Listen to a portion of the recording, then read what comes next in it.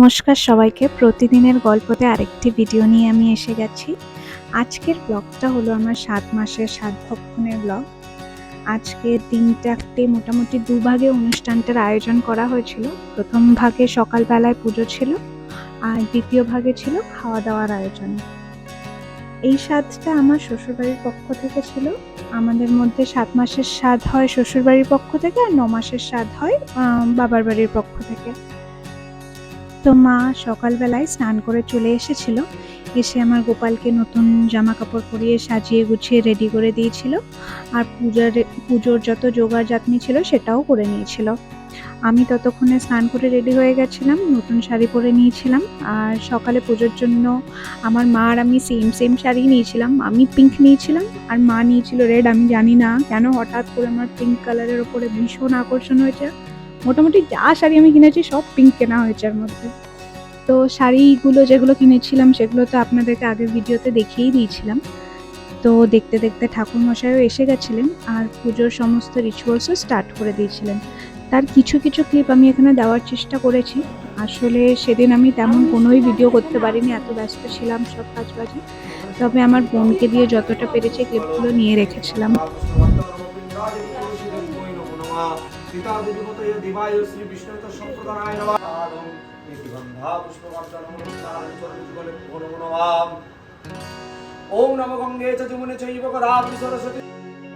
সকালের এই পুজোটার একটা বিশেষত্ব আছে, সেটা হচ্ছে যে পুজো দিয়ে ঠাকুরমশাই একটা প্রসাদ তৈরি করে, যা গর্ভবতী মায়ের গর্ভ শোধনের জন্য সেটার সেবন করতে হয়।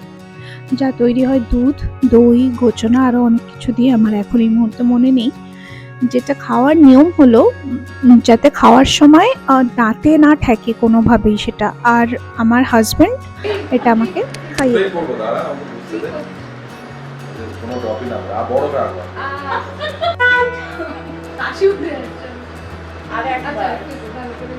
আরে দাঁতে লেগে যাবে তো, তুই তখন পুষ্ট মুখ দিয়ে খানা। হ্যাঁ, তিনবার হয়ে গেলে তুমি তারপরে লাস্টের বারটা চামচটা লেগে যাবে। আর পুজো শেষ হয়ে গেলে তারপর আমি রেডি হয়ে গেছিলাম। প্রসাদ খেয়ে নিয়েছিলাম প্রথমে, তারপর রেডি হয়েছিলাম খাওয়া দাওয়ার অনুষ্ঠানের জন্য। আর আমি যা খাবো তার সব কিছুই রান্না করে রেখেছিলেন আমার যা, কারণ যেহেতু এটা বাড়ির রান্নাই আমাকে খেতে হবে, তাই যত আর কি খাওয়া দাওয়া আয়োজন করেছিল সব আমার যা নিজে একা হাতে সব রান্না করেছিল। আর গেস্টের খাওয়ার জন্য ক্যাটারিং সার্ভিস বুক করা হয়েছিল। পুজোর আয়োজন আমাদের নিচের ঘরে হয়েছিল, যেখানে আমরা কারেন্টলি থাকি। আর বাকি অনুষ্ঠানের আয়োজন আমাদের নতুন ঘরে করা হয়েছে। নতুন ঘরের কাজ এখনো পুরোপুরি শেষ হয়নি, তবে একদিন নতুন ঘরটা আপনাদেরকে ঘুরে দেখাবো। ইচ্ছা তো আছে এই বছরের মধ্যেই নতুন ঘরে শিফট করার, তবে দেখা যাক কতটা কি করা হয়ে ওঠে।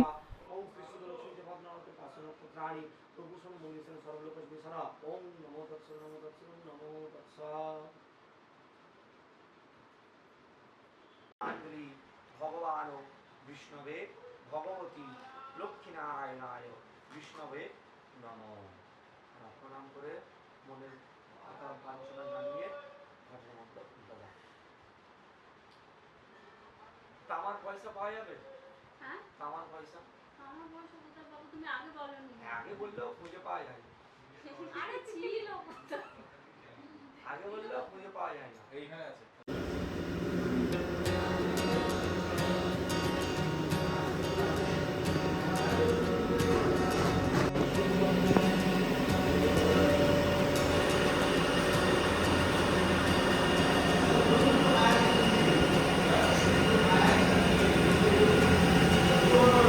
এই ঘরেই এই ব্যাকড্রপটার সামনে আমি বসে গেছিলাম রেডি হয়ে। এখানে আমার জন্য যা আর কি আয়োজন করা হয়েছিল খাবারের, সেটা একে একে দিয়ে দেওয়া হয়েছিল।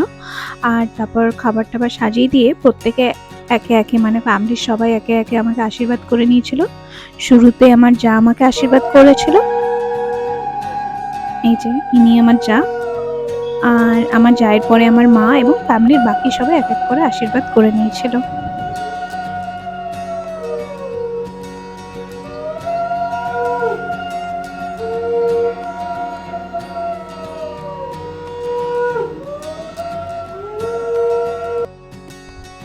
ইনি হচ্ছে আমার জেঠি, আমার মায়ের পরে জেঠি আশীর্বাদ করে নিল।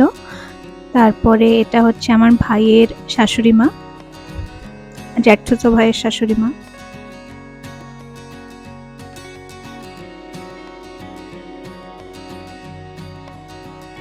এখানে আমার 2 মাসি, এখন আশীর্বাদ করছে আমার মেজো মাসি, আর পিছনে যে দাঁড়িয়ে আছে সে হচ্ছে আমার ছোট মাসি।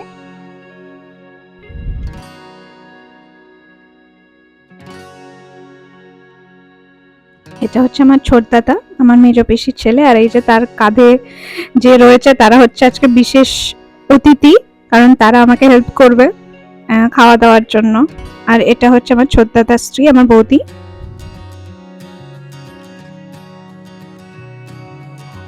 তারপর আমি ছবি তুলে নিচ্ছিলাম আমার জ্যাঠতো ভাই আর তার বউয়ের সাথে। এটা আমার জেঠু আশীর্বাদ করে নিচ্ছে। তারপরে কিছু এই আশীর্বাদ পর্ব শেষ হওয়ার পর আমরা সবাই সবার সাথে ছবি তোলাতুলি করছিলাম। তো জেঠুর সাথেও একটা ছবি তুলে নিলাম এখানে।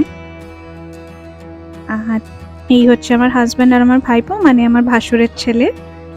আর এখানে 7 জন আর কি বিবাহিত মহিলাদেরকে আসতে হবে, যারা আমার হাতে হাতে করে খাবারটা তুলে দেবে।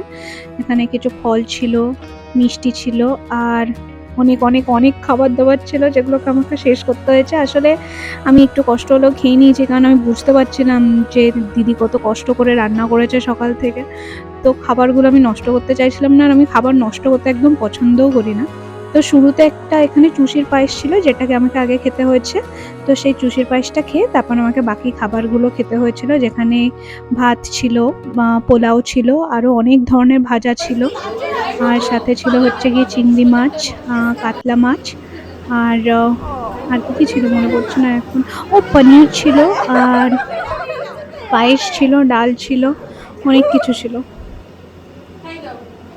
আর এখানে একটা মানে আমাদের মধ্যে রিচুয়াল ছিল যে আমার সাথে কোনো ছোট বাচ্চাকে খেতে হবে। তো আমি ওদেরকে বলছিলাম, মানে প্রথমে ওরা আমাকে খাইয়ে দেবে, তারপর আমি ওদেরকে খাইয়ে দেবো। যাই হোক, ওরা মোটেও খেতে এত ছোট বাচ্চা যে ওরা কি খাওয়াবে আর খাইয়ে দেবে। তাই ওদের মানে ইচ্ছা বা ওদের চোখে শুধুমাত্র আলু ভাজাটাই লাগছিল, তাই আলু ভাজা ওরা আমাকে খাইয়ে দিল, আর ওরা নিজেও আলু ভাজা তুলেই খেলো। তারপর বাকি আমি নিজেই টুকটাক করে খেয়ে নিচ্ছিলাম। তো অনেক বড় প্রসিজার আমার খাবারটা, অনেকক্ষণ লেগেছে আমার খাবার খেতে। তো এই ভিডিওটা আজকের মতো এখানেই শেষ করলাম। খুব তাড়াতাড়ি নতুন ভিডিও নিয়ে চলে আসবো, ততক্ষণের জন্য টাটা, আর সবাইকে অনেক অনেক অনেক অনেক ভালোবাসা।